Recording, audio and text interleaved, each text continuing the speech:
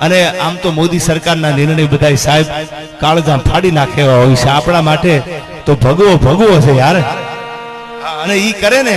અને હું તો એમ કહું છું જાજુ નથી બોલતો દિલ્હીની ગાદી ઉપર હું કોઈ સરકારનો માણા નથી કોંગ્રેસ હોય ભાજપ હોય કે આપ હોય પણ મને એટલી ખબર છે કે આપણો અમિત શાહ હોય તો ભલે નરેન્દ્ર મોદી હોય તો ભલે અને યુપી ના પાદરમાં ઓલો ભગવાધારી યોગી આદિત્યનાથ હોય તો ભલે ઈ રાણાની રીતે છે ત્યાં અને એ મેં જોયું બાપુ તમે જોયું અંધારાના લાભ લેવા વાળા છે જ ને ભગવાધારી ખુલે આમ થોડા દીએ કીધું જો અમે આ ભગવાધારી છીએ યાર